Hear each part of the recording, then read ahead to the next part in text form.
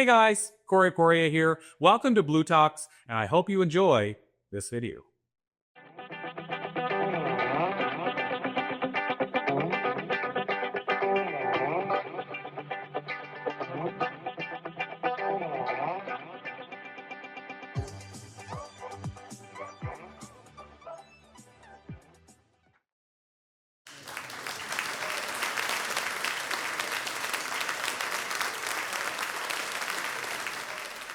I want you to picture a woman standing in her bathroom late at night.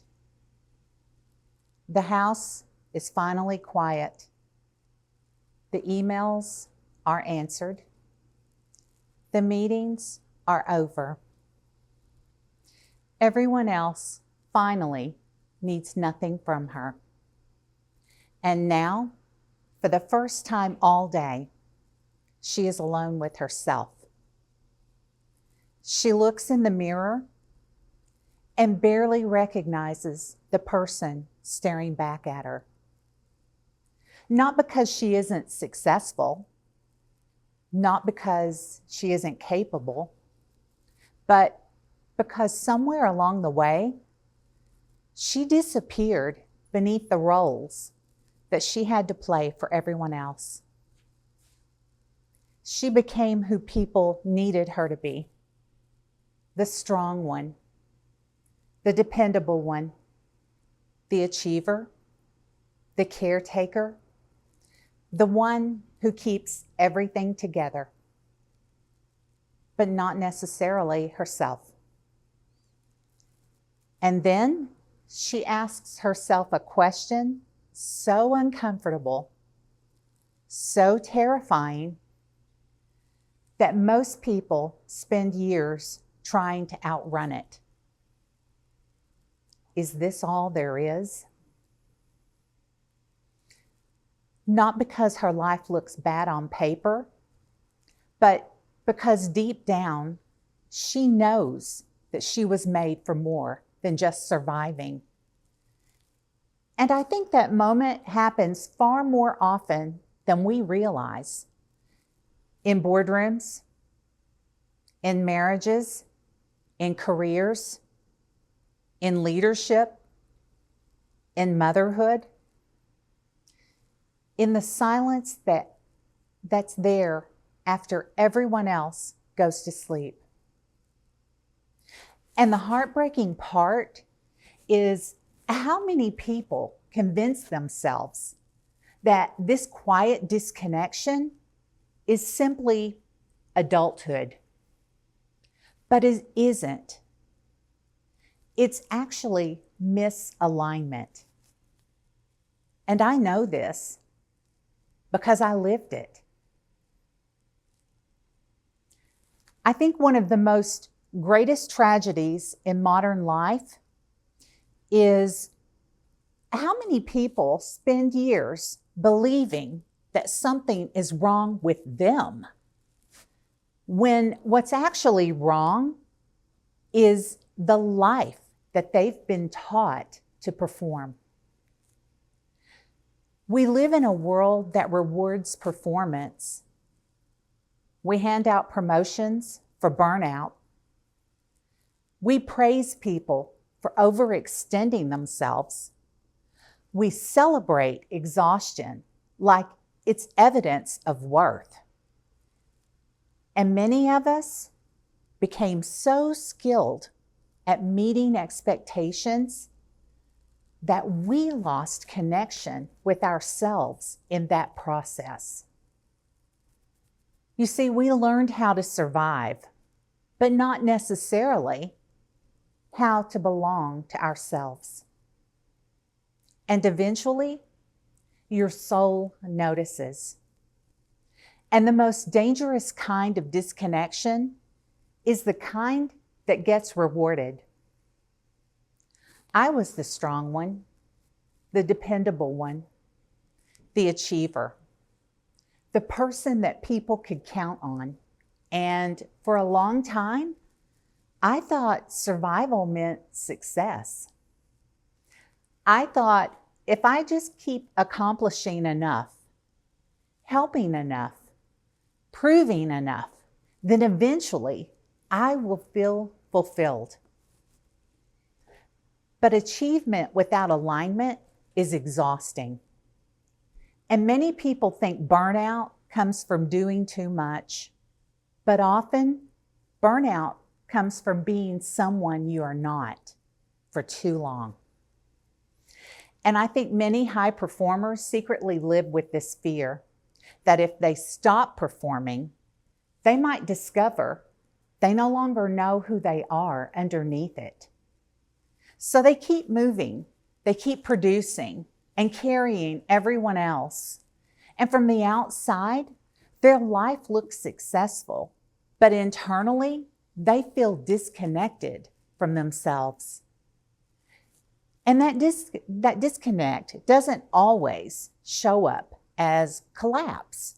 Sometimes it looks like burnout, numbness, feeling emotionally absent from your own life. And eventually, you start asking yourself questions that you can no longer ignore. Why do I feel empty in a life I've worked so hard to build?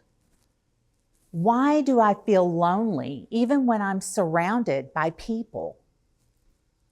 Why does success still feel like survival? And those questions are not signs of failure. They are invitations. Years ago, my own interruption came in the form of cancer. I was young, athletic, driven. Basketball wasn't just something that I loved. It was who I believed I was. And I still remember sitting there, staring at my basketball shoes. And I remember thinking, if I lose this, who am I? Because when your identity is built entirely around performance, losing the ability to perform can feel like losing yourself. And then suddenly, everything changed. I went from moving freely to surgeries, pain, uncertainty, and learning just how fragile identity can become when it's been built entirely around performance. I remember realizing something during that season. When life strips away the roles, the titles, the expectations, you're eventually left facing yourself. And that can either feel terrifying or freeing. I had to learn how to walk again, run again, and trust myself again. But honestly, the hardest part of that was not physical. It was emotional. It was realizing just how much of my worth had been attached to what I could do instead of who I actually was. And I think many people spend their lives trying to earn worthiness instead of realizing that it was never something they had to earn in the first place. So many people are exhausted because they're living as human performances instead of human beings. I think self-abandonment has become so normalized that many people don't even realize they're doing it. We say yes when we mean no. We shrink to avoid making others feel uncomfortable. We silence ourselves to maintain approval. We overextend ourselves trying to feel valuable. And eventually, you wake up living a life that looks acceptable to everyone else, but feels deeply disconnected to you. And the frightening thing about misalignment is that it often looks successful from the outside. That's why so many people ignore it, because the world applauds performance, but your soul recognizes truth. So, what is alignment? Alignment is not perfection, and it's not pretending to have life figured out. It's not being positive all the time. Alignment is actually when your life no longer requires you to betray yourself.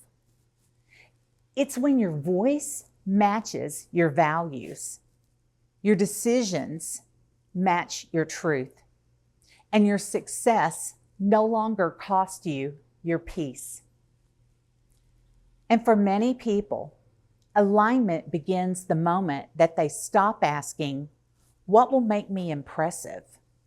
And they start asking, what feels true? I call that truth the fire within. And no, I'm not talking about hustle culture.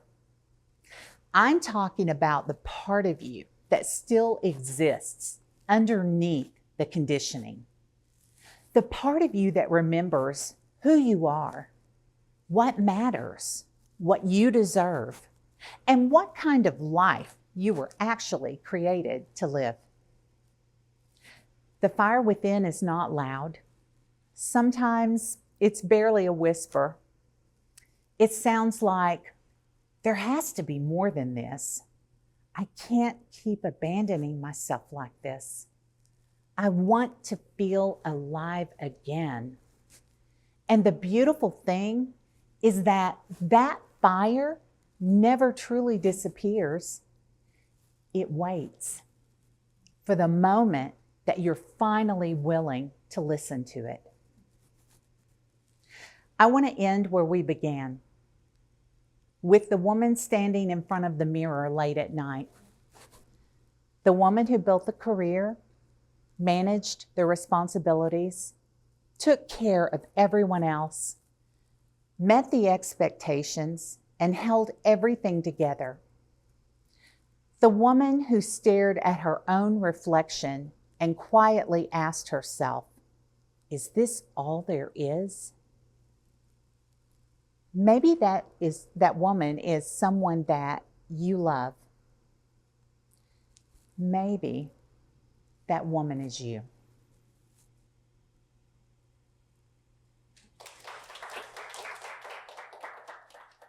And if tonight you recognize yourself somewhere inside this story, I need you to hear me carefully.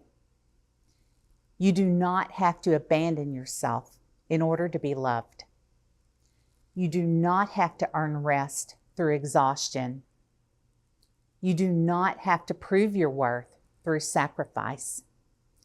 And you do not have to keep shrinking your needs to make everyone else comfortable. You are allowed to want peace.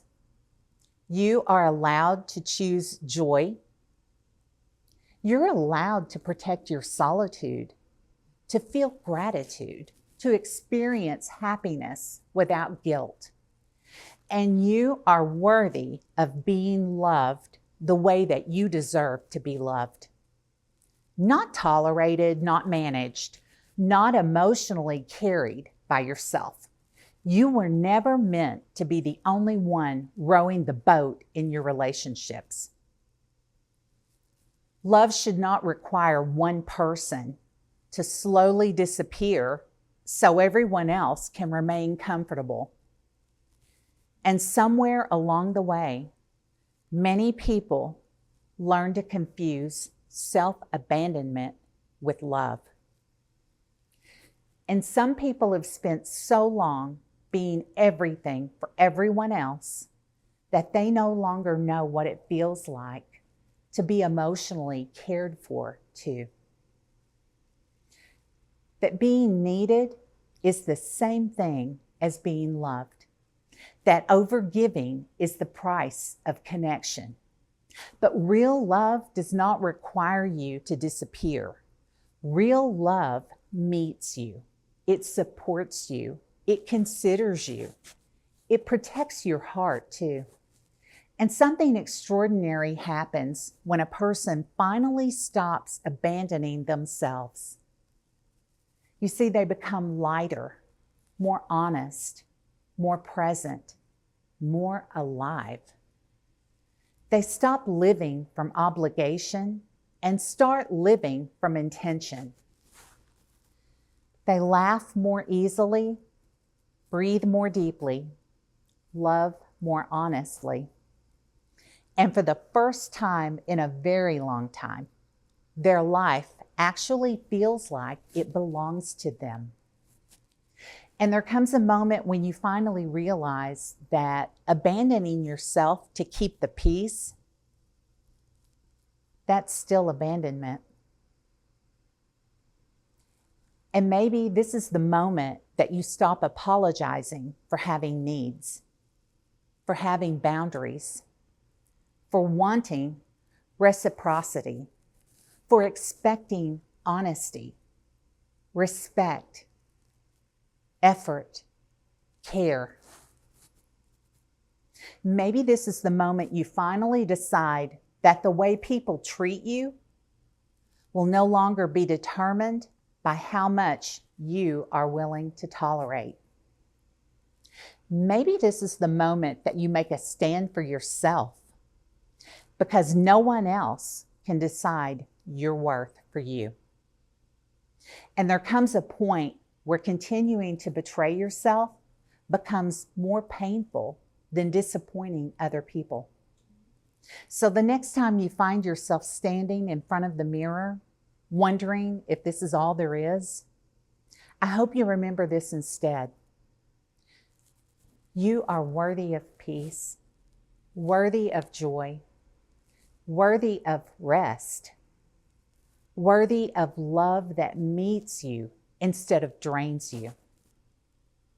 But there comes a moment when surviving no longer feels like enough. A moment when you finally realize the cost of abandoning yourself is far greater than the discomfort of becoming who you truly are. And maybe the life you've been searching for begins the moment that you stop abandoning yourself to keep everyone else comfortable. Thank you.